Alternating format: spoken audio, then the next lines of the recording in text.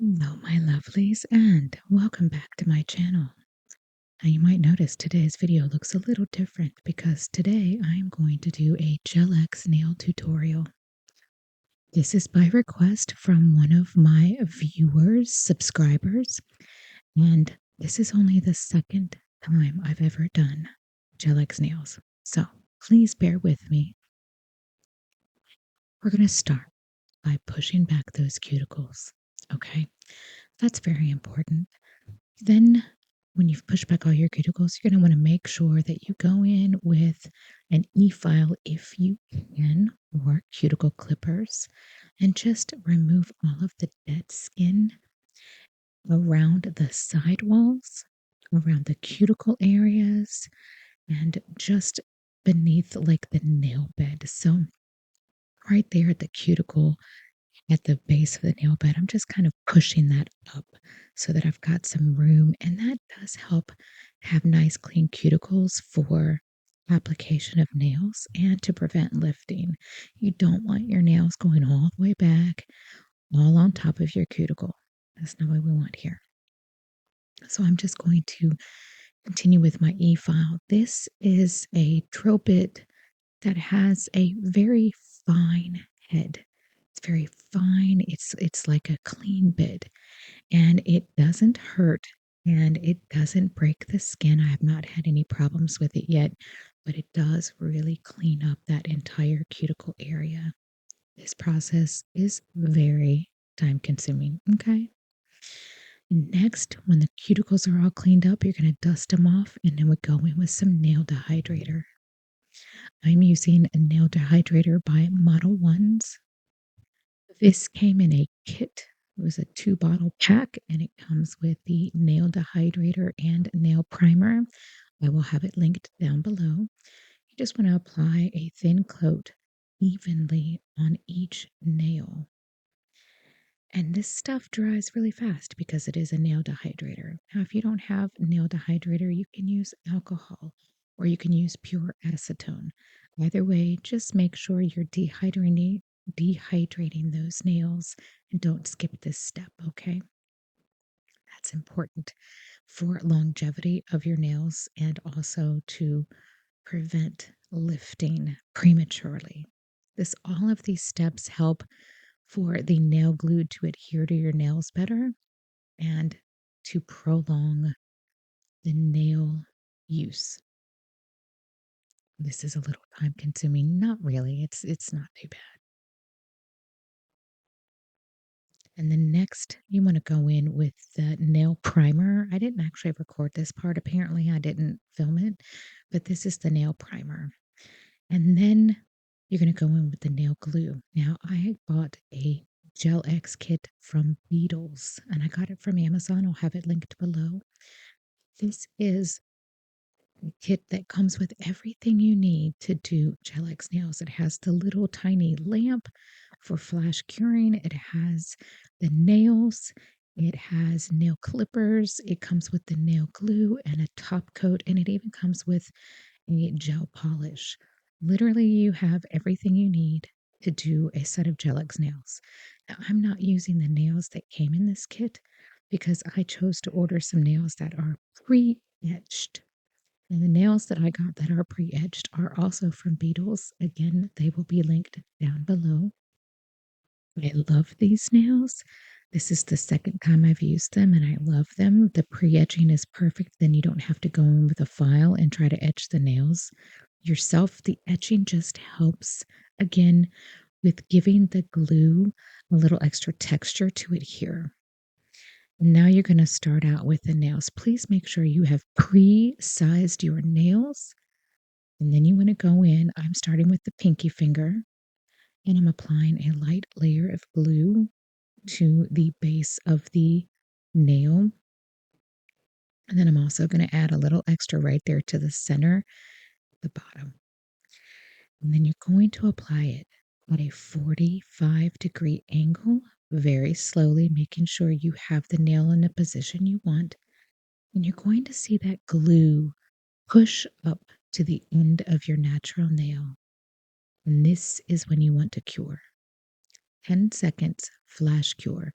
Now, I sped this up so you wouldn't have to see the entire 10 seconds, but I want to say this.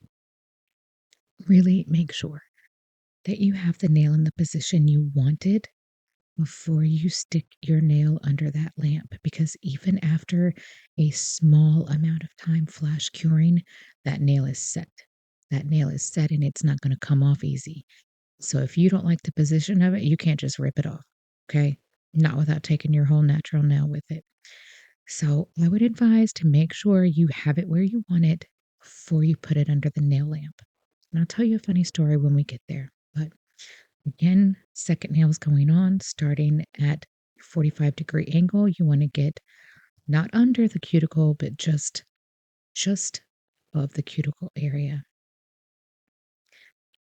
The glue is something that is a little bit sticky, but not tremendous. Like it's this glue isn't the same as nail glue for press-ons. Okay, it's a little different, but it does get a little tacky, but it really adheres when you do the UV lamp. So again, you have time to play with it before you put it under that UV lamp. So make sure you've got your nails exactly where you want them before you cure. I found this out the hard way, y'all. This is why I'm telling you about this now, because I didn't know how bad it was going to be if I messed up a nail. Boy, did I find out. The process of putting on the nails, you really want to take your time and pay attention to what you're doing and check to make sure you've got the nail placement and everything where you want it. That's one of the most important things. And finding that happy medium with how much glue. You don't want to put too little glue because then you're going to get air bubbles and your nails are more prone to lifting early. Instead, put a good amount of glue. And if you have excess glue that comes up, that's fine. You can take care of filing that off later. But I'd rather have a little extra glue than not enough glue. So that said, this is the nail I ended up having the trouble with.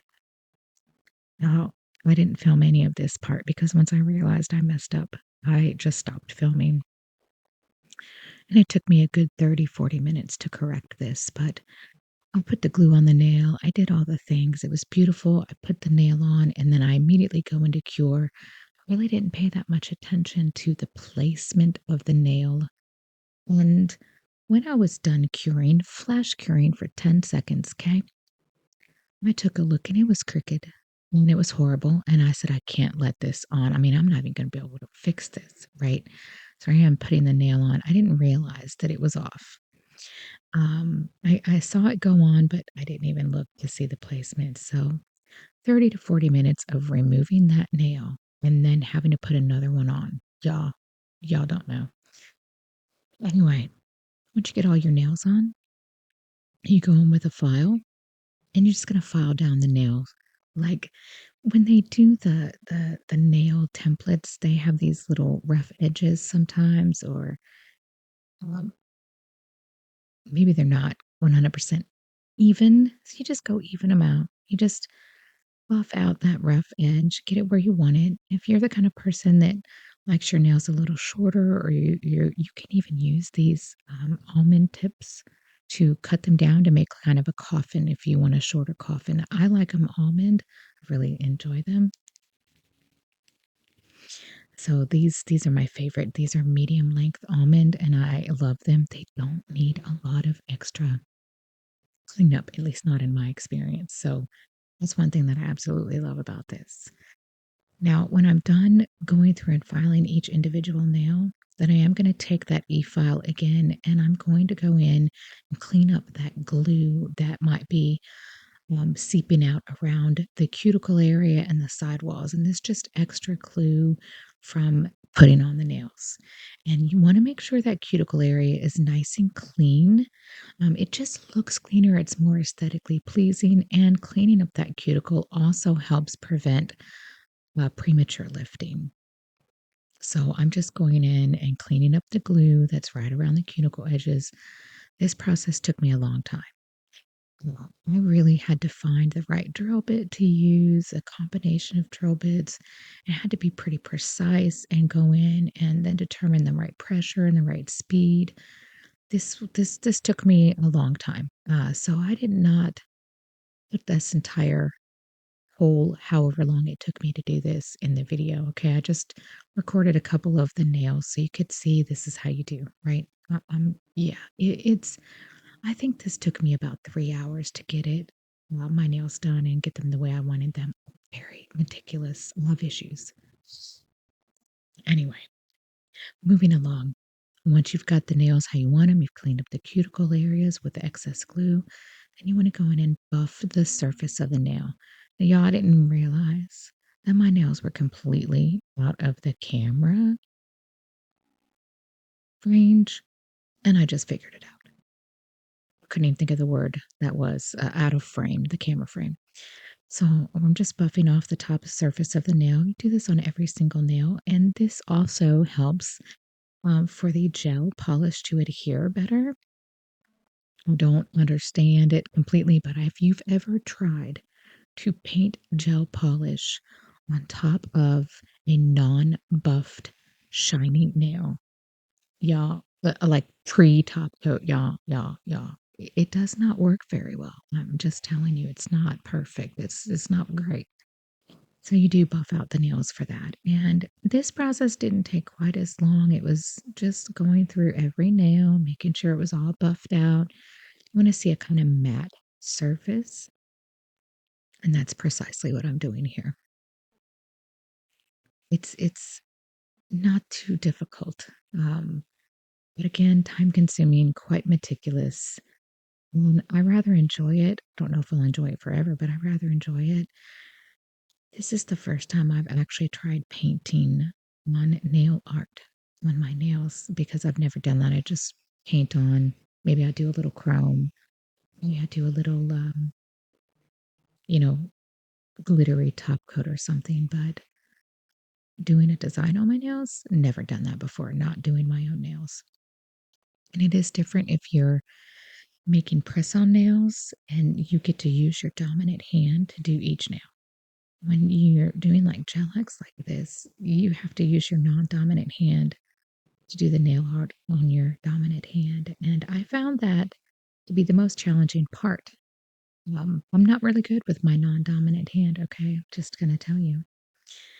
So now that I got all the nails buffed out, I'm gonna go in with my color. This is a beautiful pink shade that goes on and looks very, very much like your natural nail color with a little bit of tint. And what I was going for is a beautiful French tip. So I wanted this nice kind of light pink color. Well, I didn't want it to be too thin, so I did go and do 2 coats. And you can see how meticulously I'm laying down this polish. Again, this is my dominant hand. I'm using my non-dominant hand, and that always is a little bit more difficult for me and takes a little bit more practice and a little more time. Much more efficient, much quicker using my dominant hand on my non-dominant hand. I don't want to risk losing any quality. So I do take my time when I'm doing the dominant hand because I just want them to look as good as the other hand. I don't like when you can totally tell it's like the nailed it videos where on the one side you've got this beautiful cake that somebody did and it's gorgeous and it's all put together and it looks beautiful. That's how my nails look on my left hand using my dominant hand. And then when you get over to the dominant hand that you've had to use the non-dominant hand for, it looks like a nailed it version of the cake, right? Not too good. So I am somewhat of a perfectionist. I'm not too ridiculous, but I want it to look halfway decent. And I'm going to take time to spend the time on it. So that's exactly what I'm doing right here. I did speed this up because watching each fingernail be painted is like watching grass grow. Okay. When you're done with your first coat, when you're done with any coat, you want to cure under the UV lamp for 60 seconds. Each coat of gel paint needs to be cured, and I don't care if you're doing a design, like when we get to the French tip part and you just do the French tip, you got to cure that baby so that you don't have bleeding of the polish. Obviously, you can't just paint right over the French tip and have it not bleed and run. That's not going to happen. So I am doing 2 coats here, and y'all, I bought this little nail, I don't know what it is. It's like a hand pillow, handstand.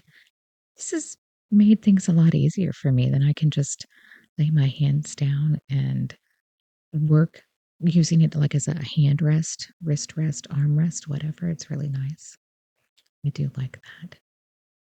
And I will say that I found these UV gloves on Amazon as well. They're by Model Ones and they're really inexpensive. They're not too bad.